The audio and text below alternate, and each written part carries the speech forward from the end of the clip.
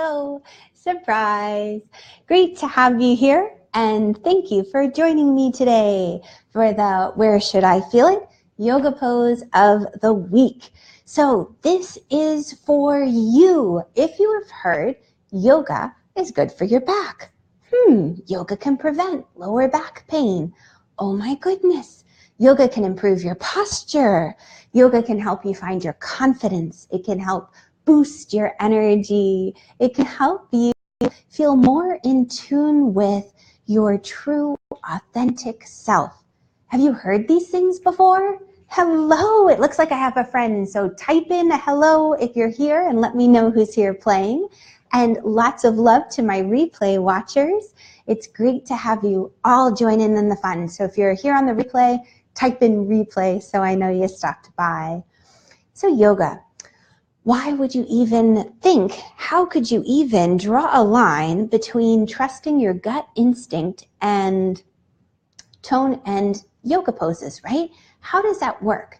Well, the yogis knew that just like, taking the Superman stance to give you extra confidence, that if you place your body in certain shapes and poses, you will experience certain emotions. You'll evoke certain feelings. You'll have that ability to change your outlook on life. Let the outside chaotic noise fade away into the background and learn to really listen for your inner voice, for your inner guidance. You think to those moments of pure pressure. When I was a kid, my goodness, I was so proud of this.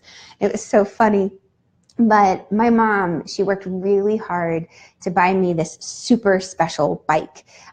She was a musician, and when she wasn't teaching music, many times she would sell the wonderful instruments to play on.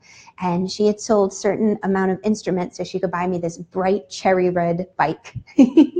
Something about red vehicles that I love. Anyway, I loved this bike, and it was such a treasure to me because my mom put so much love into buying it. And so I really took care of it. It meant a lot because she sacrificed so much to get it for me. And I was riding with some friends, and we had a grocery store that opened near our home. And we all rode our bikes up. And the friend said, come on, let's run inside really quickly and we'll get some, soda, candy, whatever kids love to do when they've got some pocket cash and no adults nearby. And I was about 12 at the time, and I had this bike and I had ridden up, and I said, well, we can't just leave the bikes outside the grocery store. They said, oh, sure, it'll be fine. Come on, we'll be in and out so fast, they'll be fine. No one will disturb them. And I thought, this is a busy shopping area in a, fairly busy area. If I leave this bike here, it could get stolen if I don't lock it up. And they were so frustrated with me. They tried every single trick in the book to get me to leave my bike and go into that store. But I stood firmly in that moment. And even now, looking back 30 some odd years, I guess 30 years-ish later,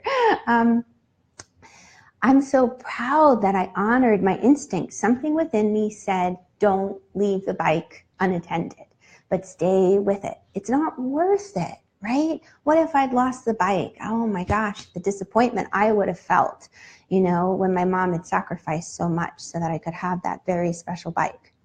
So I share with that story with you because there comes to be a time in all of our lives where we feel a sense of urgency to purchase, to buy, to do, to go, to eat, to drink, to be merry. And it's one thing if our friends are, motivating us along, cajoling us, but it's another thing if we're being pushed into something that doesn't quite serve our highest. And how do we know that? Well, the physical body is one of the best ways to get that feedback. You get that feedback when you feel those butterflies in your tummy, when you're around that person who just seems a little bit too slick, for their own good. And you get that sensation to run for the door, or the prickles on the back of your neck. These are all signs, alarm signs in your body saying, head for the hills.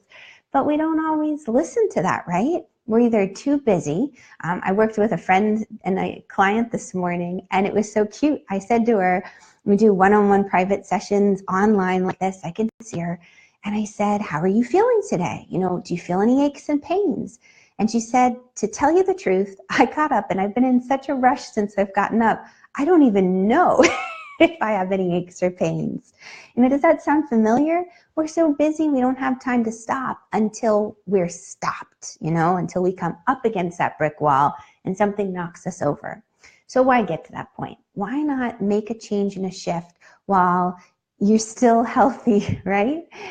Before you get knocked on your back. So here, we're going to go into the yoga poses now that help you tap into those strong, confident decision-making abilities and not be so easily swayed by the masses. So we begin with mountain pose. Your feet are beneath the hips, the toes are pointing forward, and the arms are alongside the body. You lengthen from the hips to the underarms, and you gently draw the shoulder blades towards one another. And I want you to imagine beautiful roots growing from the soles of your feet deep down into your center. And imagine a beautiful flame in the very center of your chest. The colors of it, the reds, the oranges, the yellows, and the beautiful cone of blue right there at the very center. And then that flame within you, notice that that flame is unwavering. Even though the winds may blow around you, even though you may wiggle or wobble, that flame is steadfast, unchanging. It's that internal focal point that we turn to. Not a flame that consumes us, but a flame that illuminates. Now, from this very strong and rooted place, we go into a place that's maybe a little more precarious, right? We practice for those moments when we're out of our elements. What will we do? Well, I'm going to have you bend your knees a little, bring the arms to a T. As your tummy draws in strong, the chest goes forward a little, and you're going to slowly bring your weight onto your right foot. And as the weight comes onto the right foot, bring the left leg behind you into this little leg curl. So you start firing the hamstring. And you might notice a little wiggle. Just squeeze your inner thighs, draw the belly in, the sides of the rib cage back.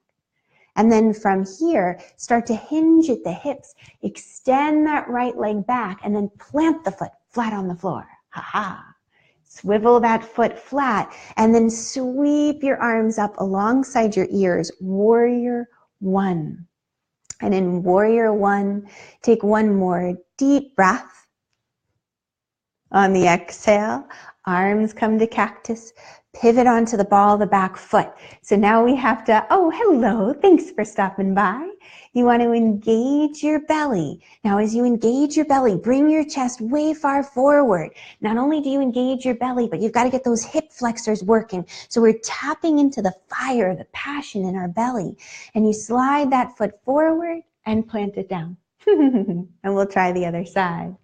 The arms come to a T, you bend the knees. You have flame in the chest as you bring your heart forward, and you slide that right leg back. So it seems so silly. This is our little transitional pose where we're firing our hamstring, learning to trust the back body. This correlates to our support system, right? The friend you call up that you say, am I being absolutely nuts, or does this timeshare sound like a good deal? Chest forward, stretch that right leg back, foot plants, and swivel the foot flat. Aha, warrior one legs. The arms extend up. A confidence, a belief in yourself that you ultimately know deep down whether something is right for you. Not to be swayed or talked into it, but just to know. On the next breath, you're going to bring the arms back to cactus, pivot the back heel up, engage your belly, and then slide that foot forward and plant it down. Awesome. So those are the three poses. We're going to do them one more time. Mountain, the transitionary pose, which is a variation on Warrior 3, and then Warrior 1. Here goes. From mountain, as the feet root into the earth, the arms extend. Imagine it's growing deeply, not only from the feet now into the earth, but from the crown of the head up to the center of the universe. The chest comes forward, the weight on the right leg, and bend your left leg behind you. Got that little curl, the thighs squeezing, your tummy toned. Chest comes forward, so it's like a seesaw. Chest comes forward, foot comes back, plant it back, swivel the foot flat. Inhale the arms up, warrior one. Opening here through the throat, the chest, the belly, that individuality. On the exhale, arms to cactus. You draw your belly in, you pivot the back heel to the sky, and then slide that foot forward and plant. Last time, from mountain with the feet hip distance. Inhale the arms to a T. You're gonna bend your knees. Weight on the left foot, you come into that little hamstring curl. Your tummy toned, chest forward, extend that leg back, see, spreading the toes. Plant the foot back a little wide. Swivel the foot flat. Inhale the arms up. One deep breath, feeling more confident with each round. Arms to cactus. Pivot the back heel to the sky. Draw the belly in. And then slide that foot forward and plant it down. And that's it.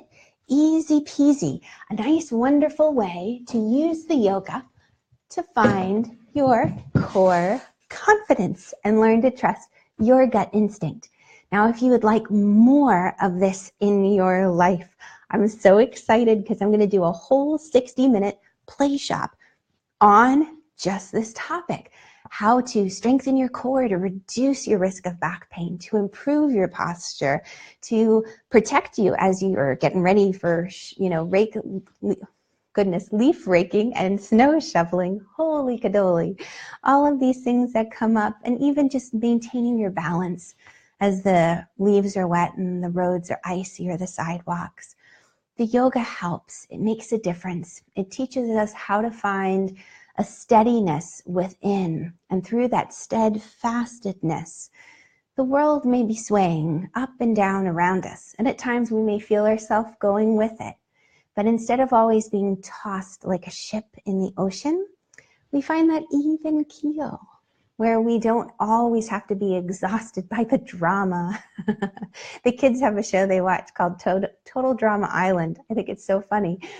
But that's life, right? Drama's around us, whether we want it or not. So are you going to let it affect you or learn how to rise above it, right? How can the yoga help with that? So 60 minutes, all about that, fun time playing. I've got a super special price for those of you who are action takers and you jump on it before Friday at midnight. It's $27 right now. It'll go up to $37 before, I guess, by Saturday morning. And if you're in the yoga club, you get a super special deal, $17.